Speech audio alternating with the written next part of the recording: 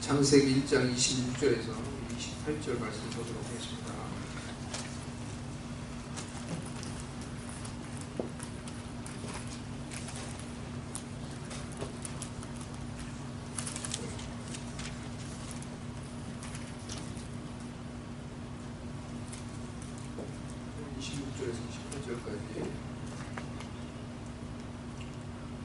함께 우리 봉독하도록 하겠습니다. 16절, 28절 함께 우리 봉독하도록 하겠습니다. 시작. 하나님이 이르시되 우리의 형상을 따라 우리의 모양대로 우리가 사람을 만들고 그들로 바다의 물고기와 하늘의 새와 가축과 온 땅과 땅에 기는 모든 것을 다스리게 하자 하시고 하나님이 자기 형상 곧 하나님의 형상대로 사람을 창조하시되 남자와 여자를 창조하시고 하나님이 그들에게 복을 주시며 하나님이 그들에게 이르시되 생육하고 번성하여 땅에 충만하라 땅을 정복하라 바다의 물고기와 하늘의 새와 땅에 움직이는 모든 생물을 다스리라 하시니라. 아멘.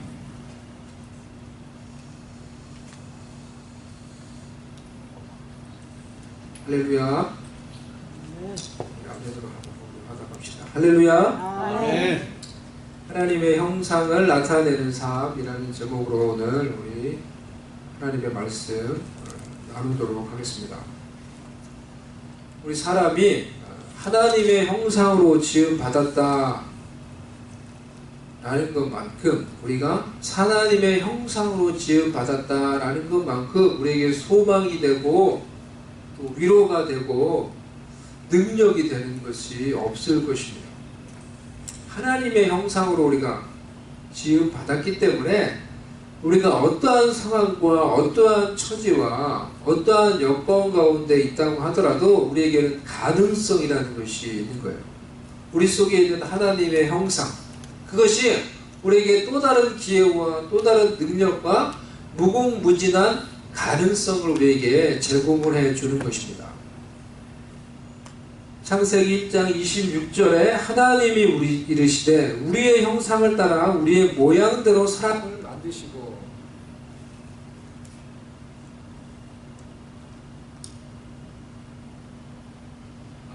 다른 걸 좀 주시겠어요?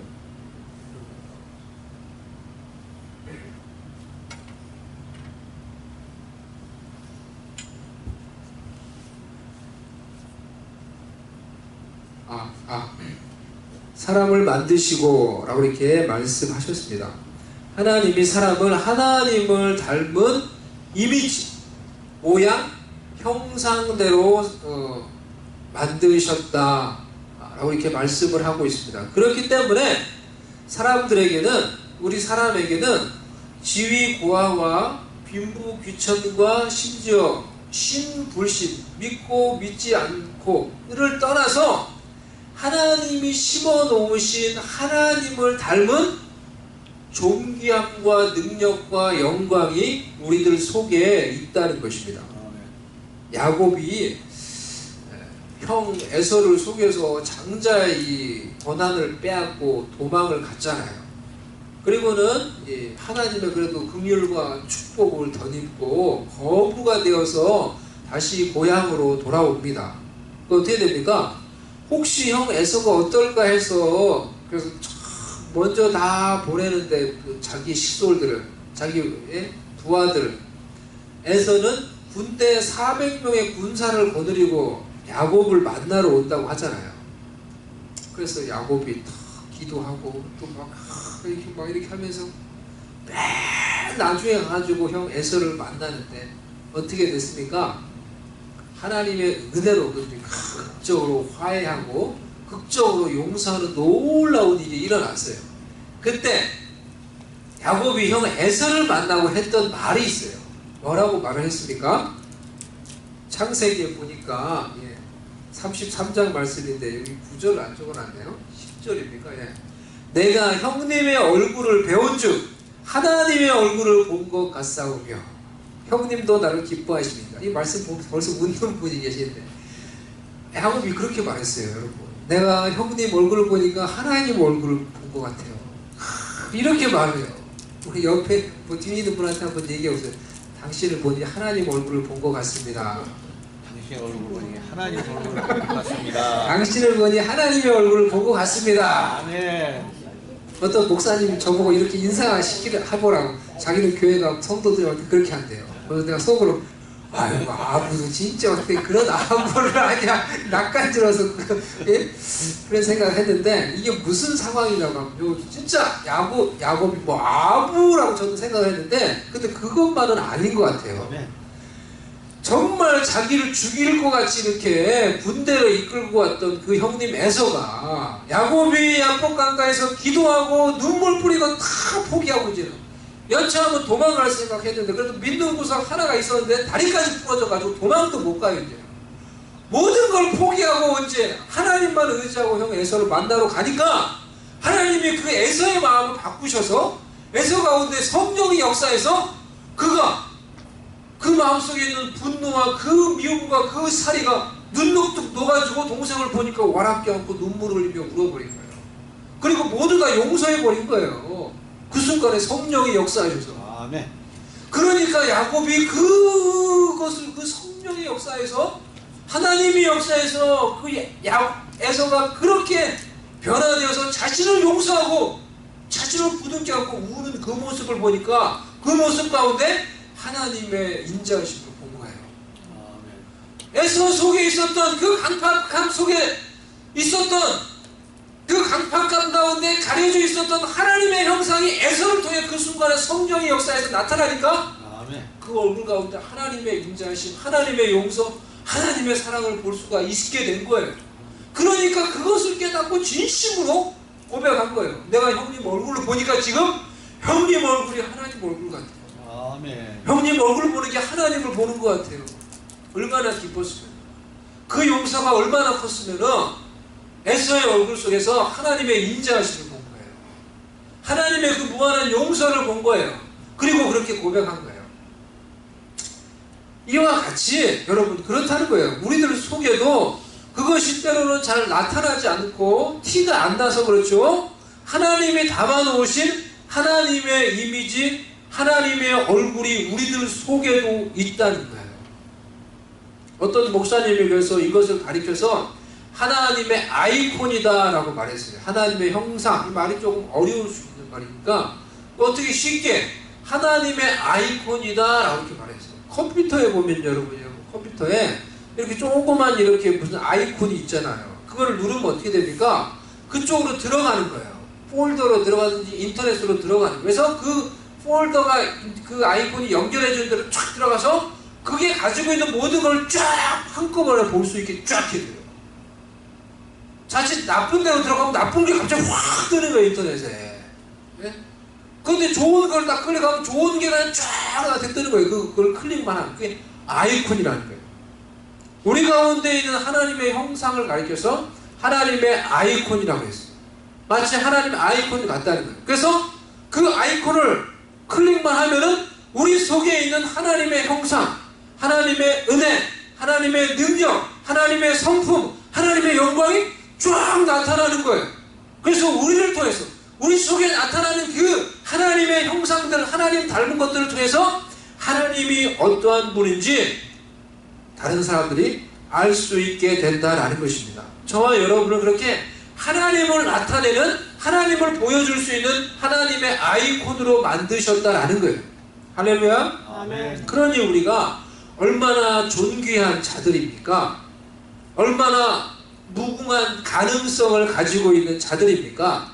우리 속에 있는 이 하나님의 형상, 또 예수 그리스도의 형상들이 온전히 나타나서 우리가 열매를 맺을 때까지 우리가 믿음으로 낙심을 이기고 승리하며 정진해 갈 수 있는 우리가 될 수 있기를 바랍니다. 아멘. 구체적으로 어떻게 우리 속에 있는 이 하나님의 형상 우리가 나타낼 수 있는가, 본문을 통해서 두 가지를 살펴보도록 하겠습니다. 첫 번째, 관계를 통해서 하나님의 형상을 나타낼 수 있다라는 것입니다. 우리 한번 따라서 한번 고백해 보도록 하겠습니다. 관계를 통해 하나님의 형상을 나타낼 수 있다. 관계를 통해 하나님의 형상을 나타낼 수 있다.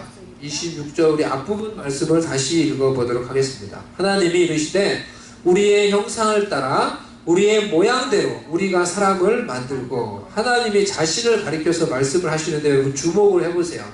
단수입니까 복수입니까? 우리라고 말을 하고 있어요. 우리라는 말이 여기 나와요. 벌써 우리, 즉 누구를 가리키는 겁니까? 성부 하나님, 성자 예수님, 성령 하나님, 이 삼위일체 하나님을 가리키는 거예요. 이 말씀에 벌써 천지를 창조할 때, 벌써 사람을 창조할 때 벌써 하나님께서 삼위일체 하나님이 함께 하셨다라는 거예요. 삼위일체 하나님이 사람을 창조하시면서 우리의 형상을 따라 우리의 모양을 닮은, 하나님을 닮은 피조물을 만들자라고 상의하셨다라는 거예요.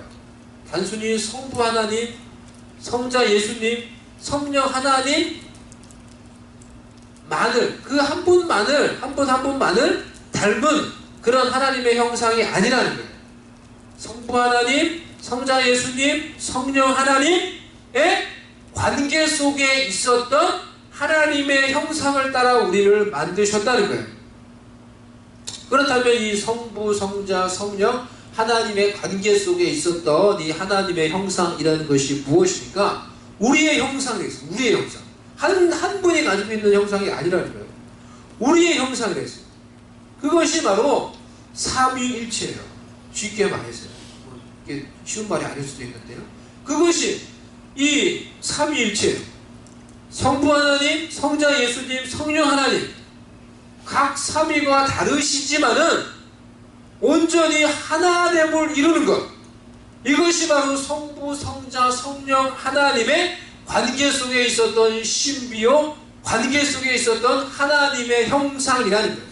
이 삼위일체, 세 분이 다르지만은 온전히 하나를 이루는 이 하나됨, 이 관계 속에 있었던 하나님의 형상을 따라 우리 인간들을 만드셨다는 거예요. 그렇기 때문에 우리도 우리가 맺고 있는 관계를 통해서 하나님의 형상을 이룰 수 있고 또 이루어 가야 하는 것입니다. 관계를 통해서 하나님의 형상이 나타나야 된다는 거예요. 그래서 대표적인 것이 가정이고 부부관계라는 거예요.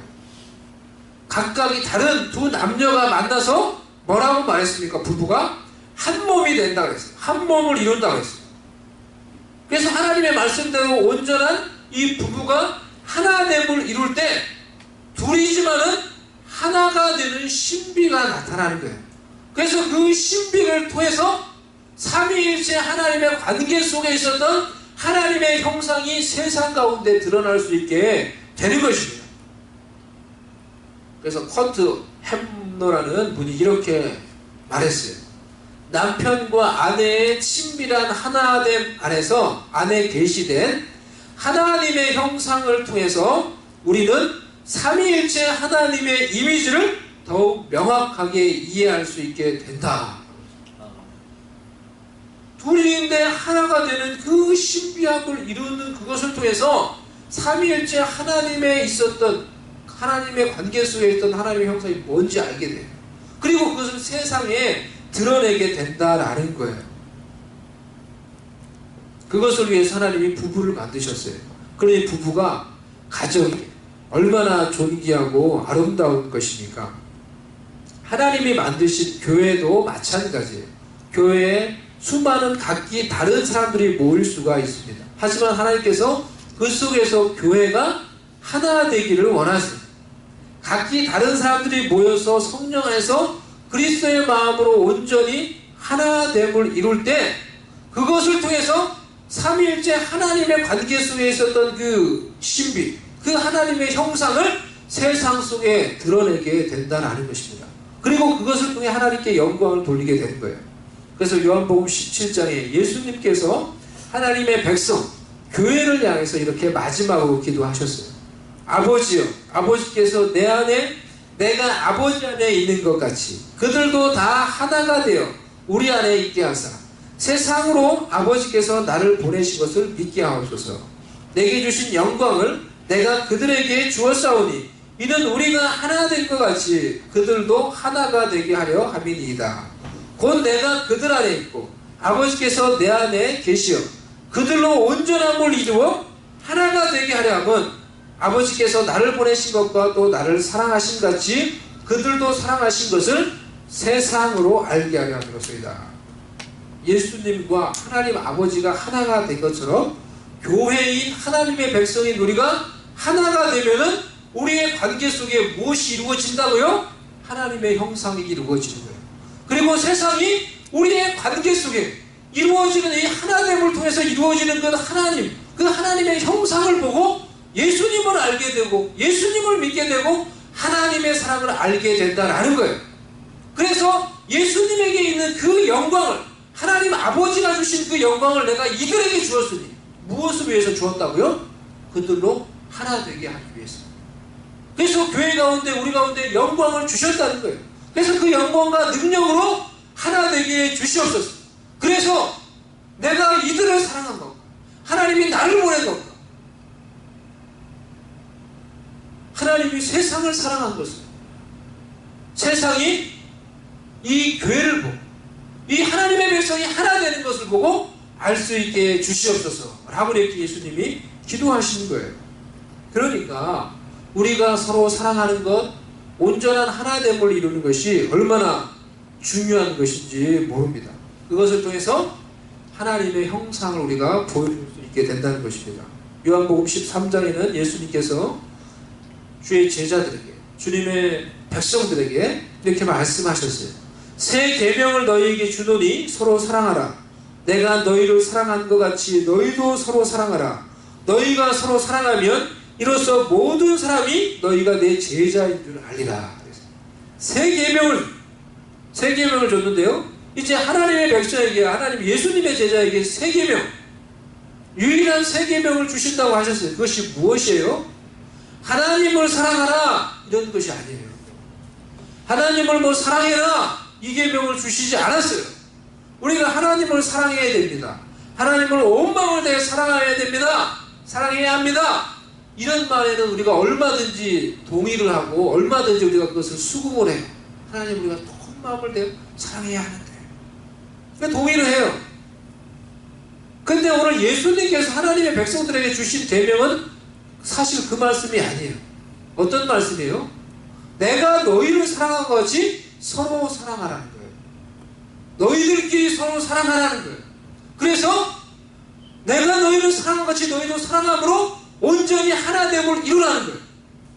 그래서 너희들이 주님의 사랑으로 정말 사랑해서 온전히 하나됨을 이루면은 비로소 세상이 너희가 내 제자인 줄 알아요. 세상이 너희를 보고 나를 알게 될 것이다 라고 이렇게 예수님께서 말씀을 해주고 있는 것입니다. 그렇기 때문에 이것이 교회 공동체에게 주신 어찌 보면 유일한 새 계명인 거예요. 우리가 하나님을 이 세상 가운데 증거할 수 있는 가장 효과적이고 유일한 방법이라는 거예요. 다르지만은 우리의 관계 속에서 서로 사랑함으로 하나됨을 이룰 때 우리의 관계 속에 하나님이 나타나게 되는 거예요. 아멘. 삼위일체 하나님은 어떻게 그 관계 속에서 하나님의 형상을 이루셨습니까? 먼저 성부 하나님은 극진한 하나님 아버지의 사랑으로 아들 예수님을 사랑하셨어요. 그래서 하나님 아버지가 아들 예수님을 너무 사랑하신다라는 그런 구절들을 우리가 성경에서 찾아볼 수가 있죠.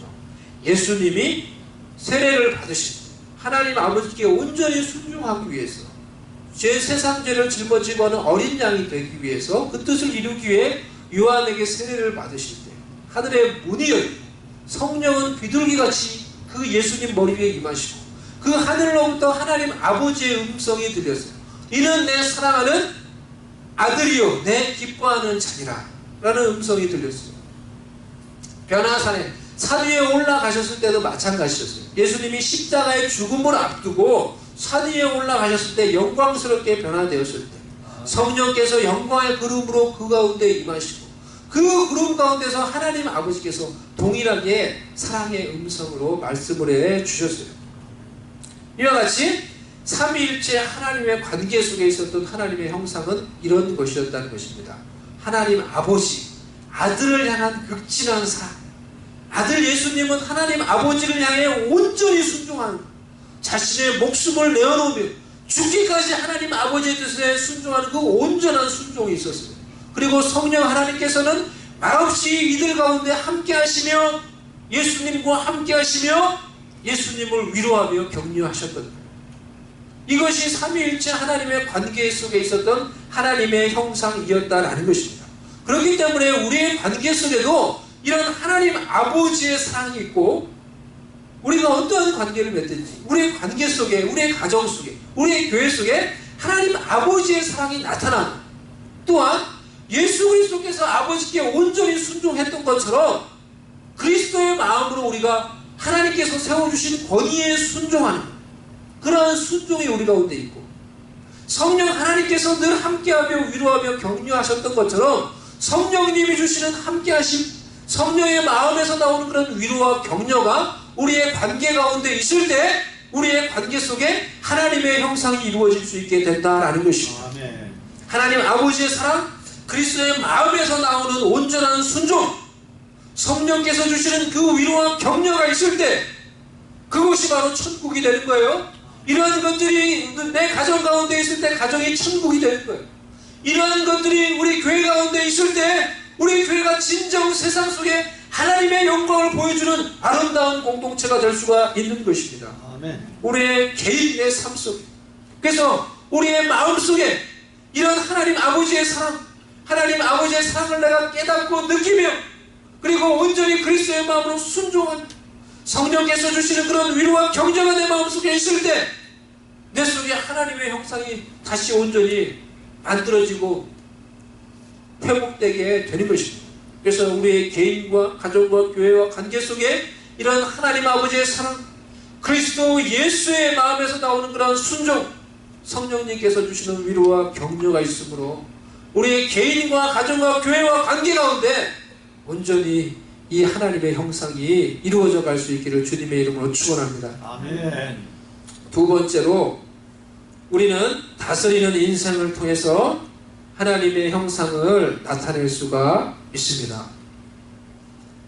창세기 1장 26절 말씀에 하나님이 이르시되 우리의 형상을 따라 우리의 모양대로 우리가 사람을 만들고 그들로 바다의 물고기와 하늘의 새와 가축과 온 땅과 땅에 기는 모든 것을 다스리게 하자 하시고, 하나님이 사람을 만드실 때 이 사람을 향한 하나님의 계획은 하나님의 형상대로 사람을 만들고요, 그리고 하나님을 닮은 그들로 하여금 세상을 다스리게 하는 것이었어요. 이것이 하나님의 계획이었다는 거예요. 하나님은 온 천지 만물을 만드시고 이 세상을 다스리시는 전능하신 하나님이세요. 아멘입니까? 아멘. 그런데 하나님의 이 계획은 그냥 혼자 하나님께서 이 세상 만물을 다스리는 게 아니었어요. 하나님을 닮은 사람들을 만드시고 그 사람을 통해서 이 세상을 다스리기를 원하셨던 것입니다. 그렇기 때문에 하나님의 형상대로 지음받은 우리는 하나님께 순종함으로 하나님께 능력과 권위를 받아서 이 온 세상을 다스리는 하나님의 대리 통치자들인 것입니다. 하나님이 세상을 창조하시고 다스리시는 하나님인 것처럼 하나님의 형상으로 지음받은 우리도 세상을 다스리라고 지음을 받은 존재라는 것입니다. 아멘. 우리는 처음부터, 그러니까 세상을 다스리는 자로 지음을 받았어요. 오늘 말씀에서 그것을 말해주고 있잖아요. 그리고 나중에 하나님 앞에 가서도 하나님과 함께 이 세상을 다스릴 그런 위치에 서게 될 것입니다. 계시록 20장 4절에서 6절 말씀에 보면요, 또 내가 보좌들을 보니 거기에 앉은 자들이 있어 심판하는 권세를 받았더라.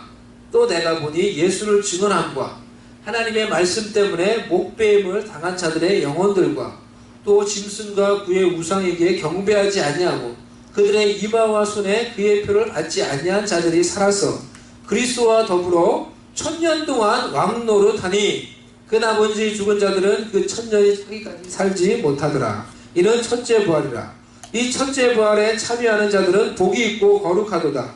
둘째 사망이 그들을 다스리는 권세가 없고 도리어 그들이 하나님과 그리스도의 제사장이 되어 1000년 동안 그리스도와 더불어 왕노릇하리라. 아멘. 이 땅에서 주님을 위해서 헌신하고 섬기며 살았던 자들이 마지막 때에 그리스도와 함께 어떻게 세상을 다스릴지를 보여주고 있는 이 말씀입니다. 제가 읽었던 말씀이에요. 그렇기 때문에 우리는 우리에게 주어진 세상, 하나님께서 우리에게 주신 이 나에게 허락해 주신 에덴 동산을 하나님께 순종함으로 하나님께서 주시는 권위와 능력을 가지고 다스리며 살아감으로써 우리의 삶 가운데 하나님의 뜻, 내 속에 있는 하나님의 형상을 이루며 살아갈 수 있게 되는 것입니다. 그런데 사단은 항상 이런 하나님의 부르심과 뜻을 뒤집어 버리기를 원하는 거예요.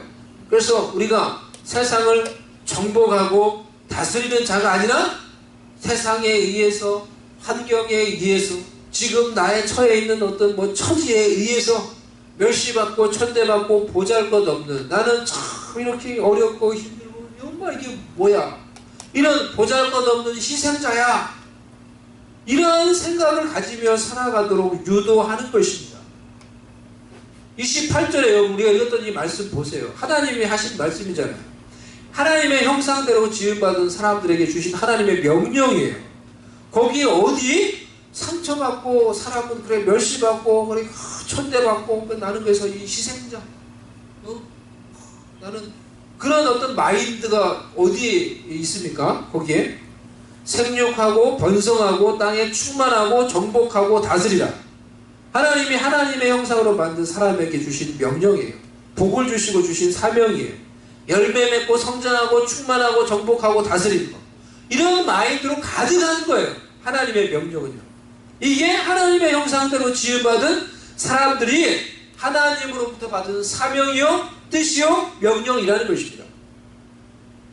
나는 하나님이 주신 이런 능력과 권위로 내게 주어진 세상을 다스리는 자이다 라는 생각을 가지고 살아가는 것과, 아니면 그저 나는 이런저런 환경과 처지와 운명에 의해서 어떻게 보면 어쩔 수 없는 그런 희생자이다, 이런 빅팀 마인드를 가지고 있는 거예요. 그런 생각을 가지고 사는 것에는 그 자세와 생각에 큰 차이가 있습니다. 먼저 나는 다스리는 자이다, 하나님으로부터 다스리라고 부름을 받은 자이다 라는 생각을 가지고 있는 자는 자신의 인생에 대해서 책임감을 가집니다. 자신의 인생에서 벌어진 일, 자신의 실수들에 대해서 스스로 책임을 지려는 태도를 가집니다. 반면에 희생자의 마인드를 가지고 있는 자들은 자신의 인생에 대해서 책임을 지려고 하지 않습니다. 오히려 그래서 세상을 원망하고 환경을 원망하고 다른 사람들을 원망합니다. 다스리는 자는 자신의 인생에서 주인의식을 가지고 주도적으로 인생을 헤쳐나가며 행동을 합니다. 희생자의 마인드를 가지고 있는 사람은 인생 속에서 피해의식을 가지고 피동적으로 행동을 합니다. 다스리는 자는 아무리 어려운 환경 속에서도 원망하지 않습니다. 원망했다가도 다시 그것을 이기는 거예요. 자신이 바꿀 수 없는 것들, 바꿀 수 없는 환경을 바라보며 원망하거나 절망하지 않습니다. 오히려 절망스러운 환경 속에서도 내가 지금 할 수 있는 일은 무엇인가 라는 것을 생각하며 그 해답을 찾고 그 해답에 집중하는 삶을 살아갑니다. 그래서 결국에는 무언가를 이루고 절망을 희망으로 바꿔 가는 것입니다. 하지만 희생자의 마인드를 가지고 있는 사람은 어려움과 시련과 절망 속에서 계속해서 그 어려움만을 바라보며 절망하며 원망하다가 시간을 낭비합니다. 결국은 실패합니다. 온전한 하나님의 뜻을 이루는데 실패합니다. 하지만 다스리는 자는 시련을 통해서 더욱 연단이 되어지고 강해지고 성숙해지고 성장해서 결국에는 무언가를 성취를 해내는 것입니다. 의미 있는 것을 만들어내는 것입니다. 다스리는 자는 자신에게 주어진 모든 것들을 통해서 배우고 그 모든 것들을 활용해서 결국에는 무언가를 이루며 열매를 맺고 성취해내는 것입니다. 의미 있는 일을 성취해내는 것입니다. 나는 희망의 증거이고 싶다라는 책을 쓸 서진규라는 분이 계십니다. 저분인데요, 제가 예전에 이 책을 읽었는데요. 이분은 1948년생이세요. 한국에서 한 어촌에서 엿장수의 딸로 태어났답니다. 가난한 집안에서 태어났어요. 한국에 있을 동안에. 그리고 여성들이 뭐 편견이 있잖아요. 여자에 대한 편견, 가난, 뭐 이렇게 사는 거예요. 가발 공장에서 이제 일하면서 살았대요. 가난하게 살았어요. 이 어려움 속에 살다가 결국에는 100달러를 가지고, 뭐 한국에서 살기 어려워서 그렇겠죠. 100달러를 가지고 미국으로 왔어요. 이 여자분이요. 그리고는 혼자 와가지고 식모 생활을 시작했어요. 식모 생활해서. 그래서 뭐 그래도 이제 돈 벌고 산 거예요. 첫 번째 결혼에 실패했어요. 첫 번째 결혼을 실패하고 두 번째 결혼을 했는데, 두 번째 결혼한 남편은 술 마시고 하루가 멀다고 폭력을 행사하는 거예요. 하루가 멀다고 자신을 때리는 거예요. 폭력을 행사하는 그런 남편인 거예요. 가정에서 끔찍한 일이 매일매일 일어나는 거예요. 매일매일. 결국은 이제, 그러니까 어떻게 되냐고 하면 자기 스스로 이제 이 여분이 고백하기를 남편을 죽이고 싶은 생각이 들더라고요.